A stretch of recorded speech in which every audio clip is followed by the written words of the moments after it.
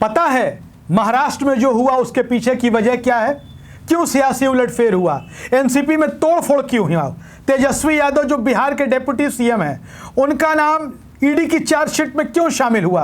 यह क्यों कहा जा रहा है कि अब बिहार में भी सियासी उलटफेर हो सकता है, बिहार में भी तोड़फोड़ हो सकता है? क्यों कहा जा रहा है कि समाजवादी पार्टी, उत्तर प्रदेश की मुख्य विपक्षी पार्टी, वहां भी तोड़फोड़ होने की संभावना है? यह भी कहा जा रहा है कि कर्नाटक में भी सरकार गिरा देंगे, कर्नाटक में भी तोड़फोड़ करेंगे। इसके पीछे की वजह और इसके पीछे की सिर्फ और सिर्फ एक वजह है राहुल गांधी। जी हां, वो राहुल गांधी जिनके कदम लगातार बढ़ते जा रहे हैं। राहुल गांधी अब रुकने वाले नहीं हैं। चाहे आप किसी की सरकार गिरा दो, आप एनसीपी में तोड़फोड़ मचा दो, बिहार में सरकार गिरा दो, क्योंकि शासन तो एक तरीके से लग रहा है कि फांसीवादी व्यवस्था जैसी हो गई है।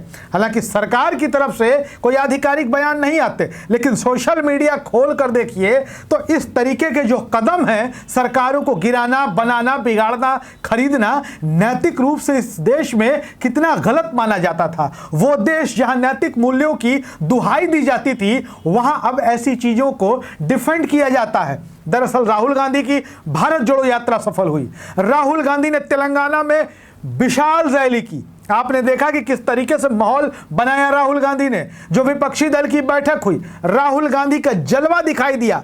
पटना की बैठक में लालू प्रसाद यादव, नीतीश कुमार, सारे लोगों ने राहुल गांधी की तरफ ही सबका ध्यान था। लालू यादव ने तो अपने लहजे में दूल्हा तक करार दे दिया। नीतीश कुमार राहुल गांधी को रिसीव करने एयरपोर्ट तक चले गए। लेकिन परेशानी कहां आई?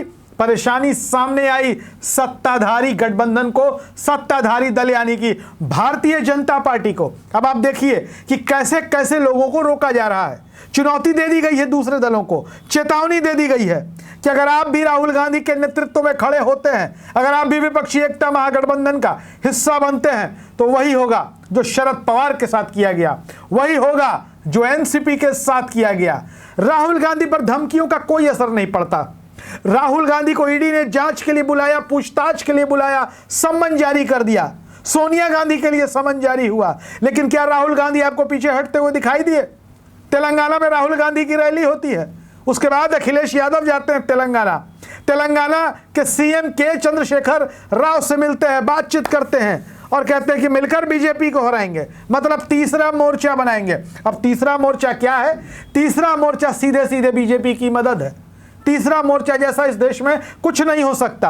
और के चंद्रशेखर राव बीजेपी से क्या लड़ेंगे? वो तो कांग्रेस से लड़ रहे हैं। राहुल गांधी रैली करके आए, राहुल गांधी पर के चंद्रशेखर राव लगातार कांग्रेस पर निशाना साधते रहते हैं। अखिलेश यादव लगता है कि डर गए।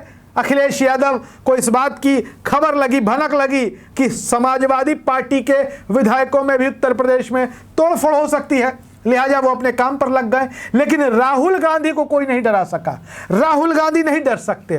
राहुल गांधी के पास एक दूसरी ताकत है, इंदिरा गांधी का पोता है। हमने पहले भी कहा है, राहुल गांधी इस देश में विपक्षी एकता के सबसे बड़े चेहरे हैं। राहुल गांधी को बदनाम करने के लिए, राहुल गांधी के बारे में, उनके परिवार के बारे में न जाने कितनी फर्जी कहानियां, कपोल कल्पित कथाएं, झूठ, फरेब इस देश में प्रचारित और प्रसारित किया गया।